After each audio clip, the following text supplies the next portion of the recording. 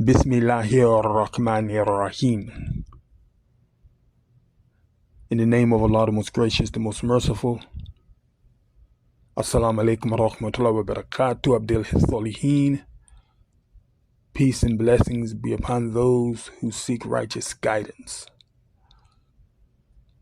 I say everything as a Muslim.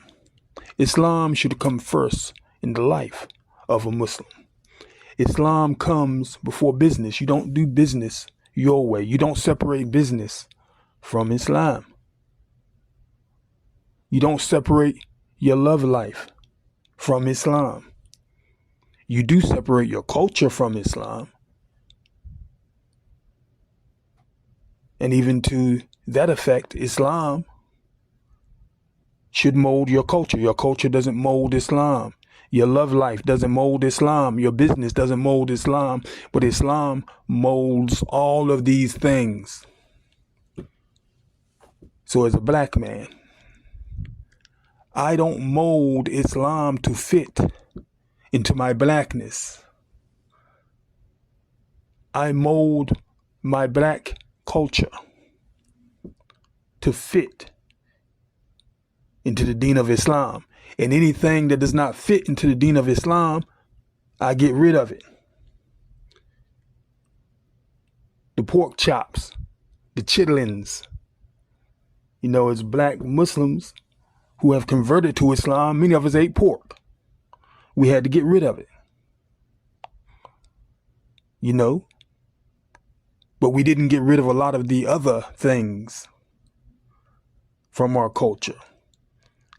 You know, like the trick on the side, the drug habit, the alcohol habit, the hasad, the narcissism that runs deep in the black community. And I'm not saying this to knock the black community. It runs deep in the white community too. And the most of the problems in the black community, most of the problems in the black community can be directly traced back to slavery. Now, I've been talking 2 minutes and 30 seconds. Let me get to the meat of this video, the subject of this video, the topic. The topic is not about black culture. The topic really is about our relationship to the nation of Israel. Black man, black woman, you don't owe Israel nothing. Nothing. I say it with no shame. There are people who say we don't owe America anything. That's debatable. That's not the subject of this video. That's not what I'm talking about. But Israel, we don't owe them nothing. Let me tell you a little bit about me. My daddy was a World War II veteran. Left the army, they gave him a $300 check. They gave him a $300 check in a world filled with segregation, not a world, but a country called America that was filled with segregation, filled with Jim Crow, where he couldn't do this and he couldn't do that. He couldn't ride on the bus where he wanted to ride. He couldn't eat in a restaurant where he wanted to eat at. Couldn't look at a white person in the eye because actual laws that were on American books. See, this is what's going on in Israel with the Palestinians. And this is why they don't want black people to think. The South African knows. They know what they're looking at over there.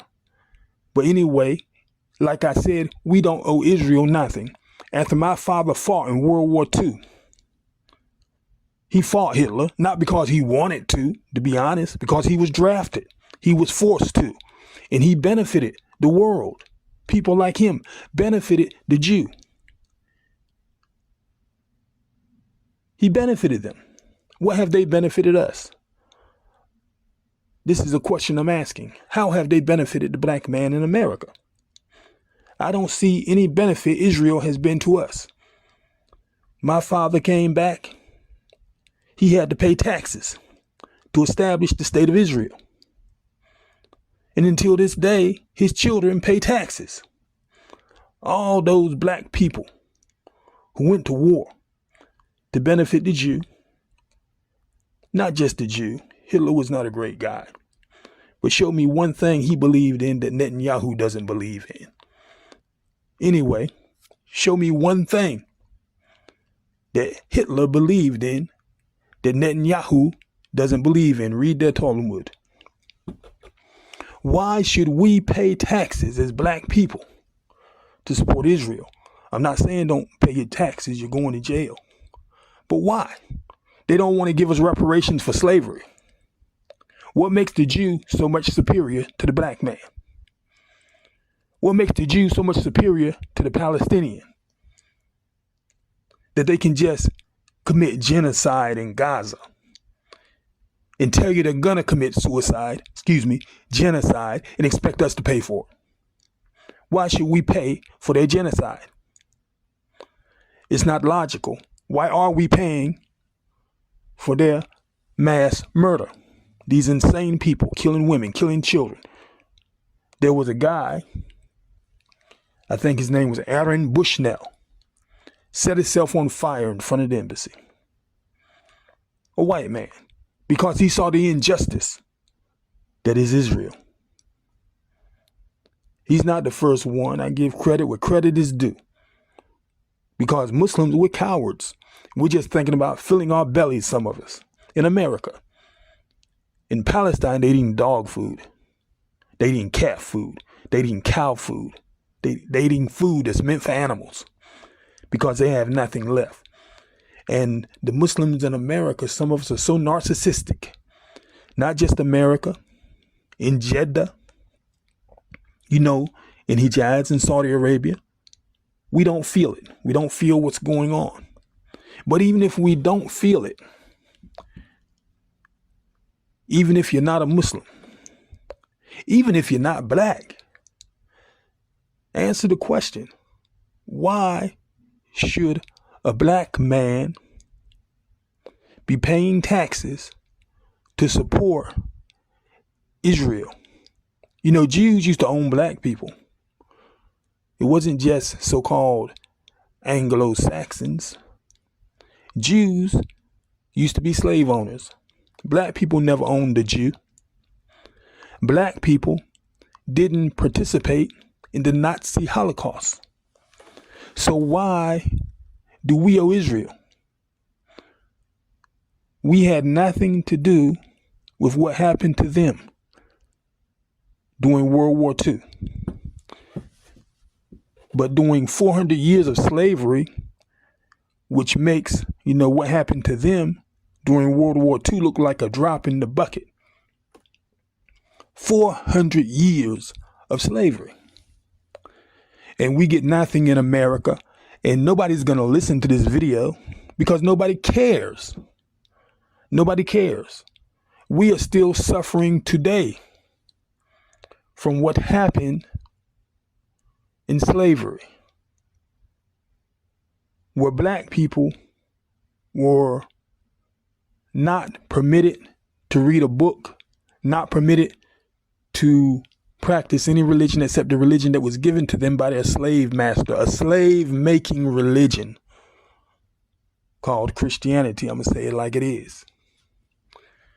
And if you look at us today, ignorance is still pervasive in the black community because our enemy made it our culture.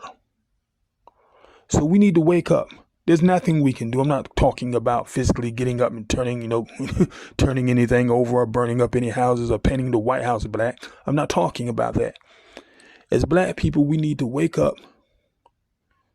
open a book, pick up a pen, and realize what's really happening in the world.